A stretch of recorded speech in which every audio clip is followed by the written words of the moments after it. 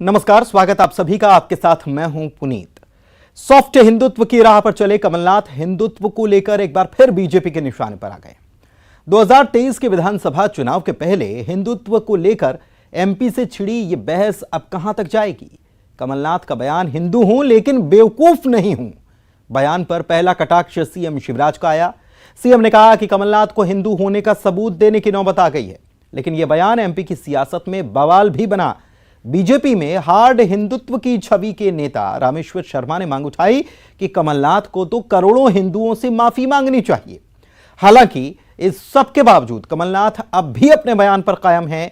उनके समर्थन में उतरी कांग्रेस भी यह दम दिखा रही है कि कमलनाथ से बड़ा कोई हिंदू ही नहीं। पर सवाल यह है कि 2018 में सॉफ्ट हिंदुत्व के सहारे कांग्रेस की नैया पार लगाने वाले कमलनाथ ने हिंदुत्व को नए ढंग से टारगेट पर फिर क्यों लिया है। अगर कट्टरता कमलनाथ का निशाना है तो सवाल यह है कि क्या दायरे में केवल हिंदू ही आएंगे। रिपोर्ट देखिए।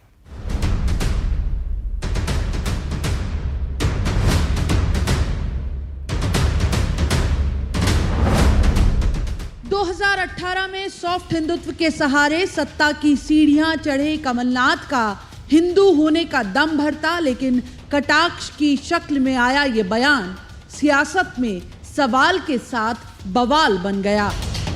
मैं तो कहता हूं, मैं कब से कहता हूं मैं हिंदू हूं, पर बेवकूफ नहीं। सीएम शिवराज ने पूछा है कि आखिर कमलनाथ को हिंदू होने का प्रमाण क्यों देना पड़ रहा है। ये प्रमाण देना पड़ रहा है कि मैं हिंदू हूं। ये तो अटल जी बहुत पहले कह चुके, हिंदू तन मन हिंदू जीवन, रग रग हिंदू मेरा परिचय। कमलनाथ जी को अब याद आ रहा है। उधर बीजेपी में हार्ड हिंदुत्व की छवि वाले नेता रामेश्वर शर्मा इस मुद्दे को और धार देते मैदान में उतरे हैं। कमलनाथ पर हिंदू धर्म के अपमान का आरोप लगाते हुए ये मांग कर रहे हैं कि करोड़ों हिंदुओं से माफी मांगे कमलनाथ। अपमानित कर रहे हो और हिंदुओं को बेवकूफ और मूर्ख कह रहे हो। आप समझदार हो। अरे मुसलमानों की कब तक चाटुकारिता करोगे, कब तक उनकी झूठी बिरयानी खाओगे, कब तक हिंदुओं को अपमानित करोगे। और जिसको भगवान राम को जिसने काल्पनिक बताया था, अब वो पूरी कांग्रेस काल्पनिक हो गई है। अब देर हो गई, फिर भी नहीं सुधरे। फिर भी आपने जब भी हिंदू के बारे में बोला, फिर भी अपमानित शब्द ही बोले हैं। हालांकि कमलनाथ के सुर में सुर मिला रही कांग्रेस ये दम दिखा रही है कि उनसे बड़ा कोई हिंदू नहीं। उनको चैलेंज नहीं करें।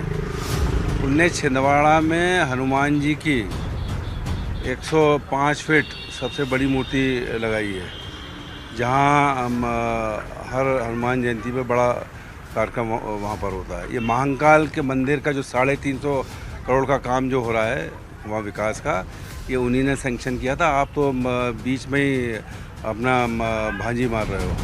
ओंकारेश्वर में 150 करोड़ रुपए उनने किया था। राम मन गमन पथ उनने किया था, इसलिए ये मत करो। इसमें दो राय नहीं कि पहले अयोध्या का राम मंदिर, फिर मथुरा काशी की हुंकार भरती बीजेपी हिंदुत्व के अपने तय लक्ष्य से आगे बढ़ रही है। लेकिन हिंदू होने की इस नए ढंग की परिभाषा के साथ कमलनाथ कांग्रेस की राजनीति को कौन सी नई दिशा देना चाहते हैं। Bureau report, news 18 Madhya Pradesh Chhattisgarh. तो हमारे साथ इस खास मुद्दे पर एक खास पैनल जुड़ रहा है जो गंभीर मुद्दे पर बातचीत के लिए मौजूद है। हमारे साथ जुड़े हुए हैं पंकज चतुर्वेदी, आप प्रवक्ता हैं बीजेपी की ओर से। पंकज जी, स्वागत आपका। अजय सिंह यादव, उपाध्यक्ष हैं मीडिया विभाग कांग्रेस के। अजय सिंह जी, आपका भी स्वागत है। और साथ ही में ब्रह्मऋषि योगीराज गादीपति मार्कंडेश्वर आश्रम से उज्जैन से जुड़े हुए हैं, आपका भी बहुत स्वागत है। सबसे पहले अजय जी, मैं आप ही के पास आता हूं। ये हिंदू की परिभाषा, हिंदू हूं बेवकूफ नहीं, ये क्यों कहा जा रहा है? क्या कांग्रेस का इसके पीछे मंशा है? देखिए पुनीत जी, देश में जिस तरह के राजनीतिक हालात हैं वो किसी से छुपे नहीं हैं। किस तरह से धर्म के नाम पर लोगों को बरगलाया जाता है, महंगाई, बेरोजगारी, अपराध, भ्रष्टाचार जैसे मुद्दों को भुलाकर और कहा जाता है केवल 80-20 की बात करो, हिंदू मुसलमान की बात करो। और ये मुख्य मुद्दे जिन पे भाजपा सरकार पूरी तरह असफल हो गई है, इनकी कोई बात ना करे, केवल संवेदनशील मुद्दों पर राजनीति करो, समाज में तनाव फैलाओ दंगे फैलाओ ताकि भारतीय जनता पार्टी को लाभ मिले। इसलिए कमलनाथ जी का स्पष्ट कहना है, हम सब हिंदू हैं, मैं भी हिंदू हूं, लेकिन भारतीय जनता पार्टी के इन झांसे प्रपंच में आने वाले बेवकूफ नहीं है और ना प्रदेश की जनता बेवकूफ रह गई है। भारतीय जनता पार्टी तो को क्या जनता बीजेपी सबक को सिखाएगी। जो कमलनाथ समर्थन जी करते हैं, बीजेपी का जो साथ देते हैं, बीजेपी को जो चुनते हैं, बीजेपी को जो जिताते हैं, वो क्या हैं, ये समझाइए जरा। देखिए, बीजेपी को चुनने या जिताने का सवाल नहीं है। बीजेपी ने प्रदेश और देश की जनता को बेवकूफ समझ रखा है, जो कि चाहते हैं कि मुख्य मुद्दों की बात ना कर संवेदनशील मुद्दों पे भड़काकर राजनीतिक फायदा ले लिया जाए। ये अब नहीं हो सकता। और कमलनाथ जी तो वैसे भी हिंदू के अलावा बहुत धार्मिक प्रवृत्ति के व्यक्ति हैं। आपने देखा है 110 फीट ऊंचा हनुमान मंदिर उन्होंने स्वयं छिंदवाड़ा में बनवाया, राम मंदिर के लिए शिलाएं दी, समय समय पे पीसीसी कार्यालय और तमाम जगहों पे पूजा पाठ करते हैं। वो तो व्यक्तिगत तौर पे बहुत अधिक धार्मिक प्रवृत्ति के व्यक्ति हैं। लेकिन भारतीय जनता पार्टी के नेताओं को शर्म आना चाहिए, धर्म के नाम पे राजनीति करते हैं। मैं कोट करता हूँ, भाजपा के राज्यसभा सांसद ने राज्यसभा के अंदर बयान दिया था, भगवान के लिए विवादास्पद बात कही थी। उनके ऊपर भारतीय जनता पार्टी ने क्या बयान दिया? मैं विष्णु बसे, रम में श्री राम, जिनमें माता जानकी और ठर्रे में हनुमान, सियावल रामचंद्र की।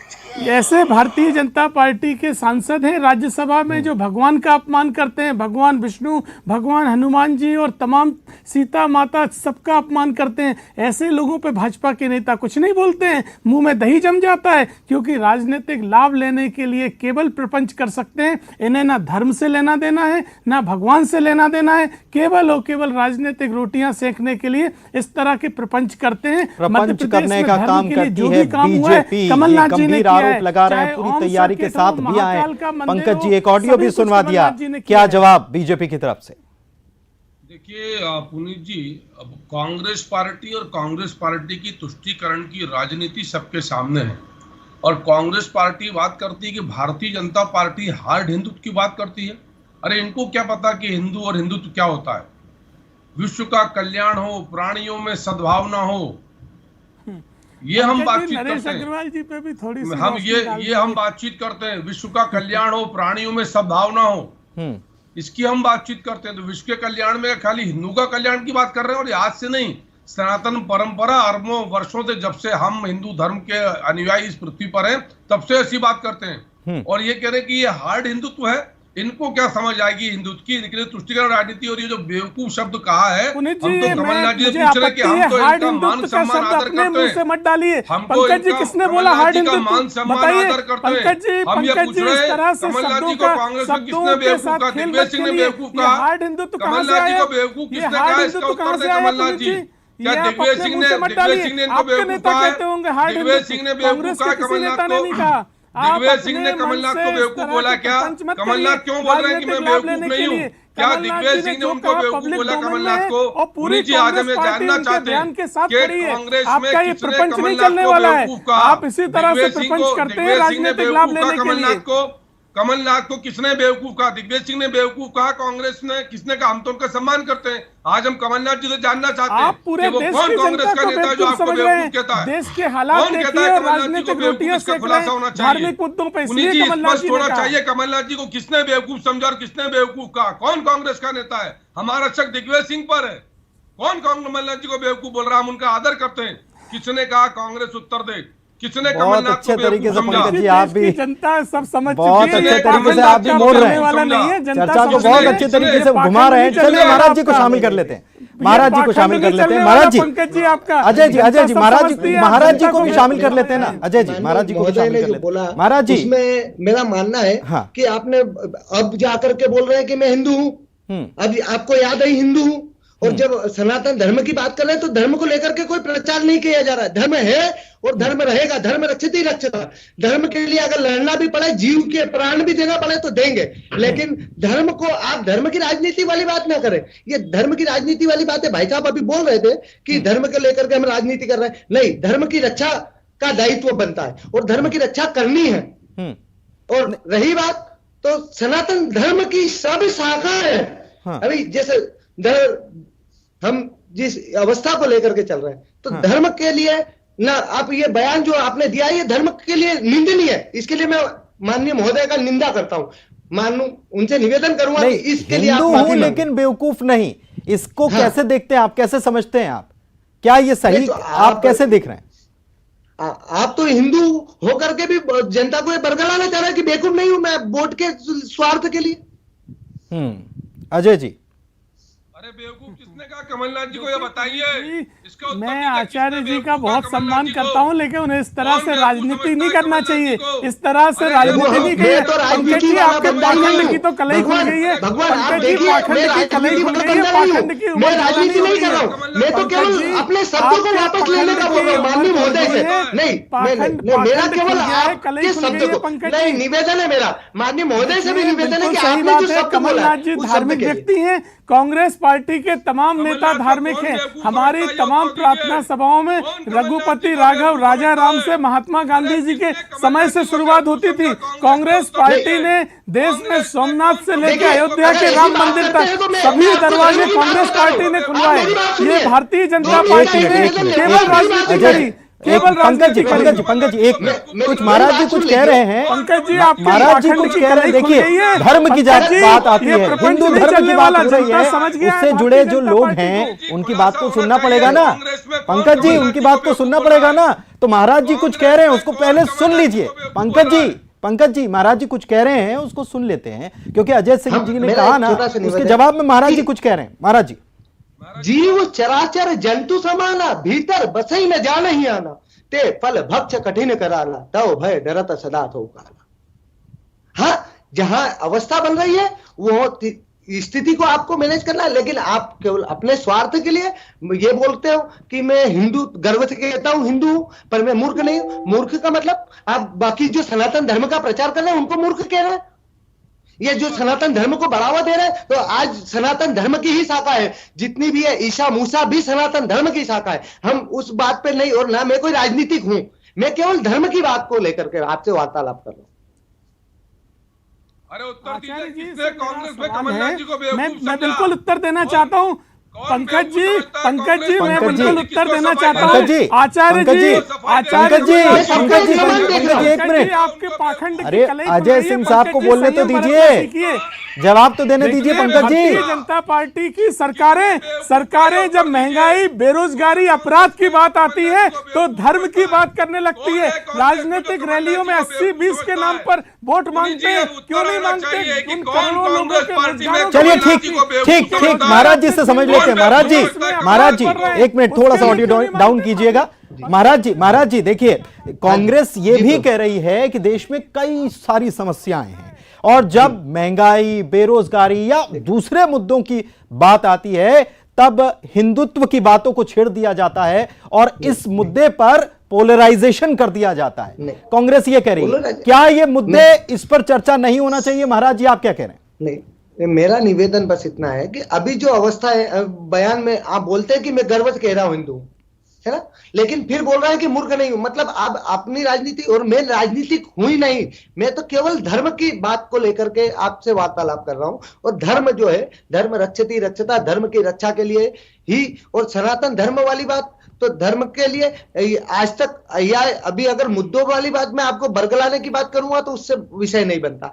बात इतनी है कि आप अपने आप को गर्व से कह रहे हैं, लेकिन बाद में कह रहे हैं कि मैं मूर्ख नहीं। मैं, अवस्था क्या है?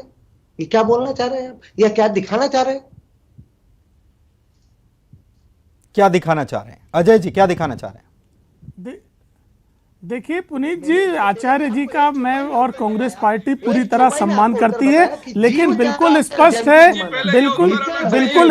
है, कांग्रेस पार्टी और कमलनाथ जी स्पष्ट तौर पर कह रहे हैं कि भारतीय जनता पार्टी जनता को बेवकूफ बनाने की कोशिश कर रही है। जिस तरह से पंकज जी बेवकूफीपूर्ण बर्ताव कर रहे हैं, क्योंकि उनके पास कहने के लिए नहीं है और जनता के बीच में बात ना पहुंचे, इसलिए जोर जोर से चिल्ला रहे हैं। प्रदेश की जनता अब आपकी प्रपंच में नहीं आने वाला है। पुनीत जी आप जब भी सवाल पूछ रहे हैं आपकी बारी आएगी।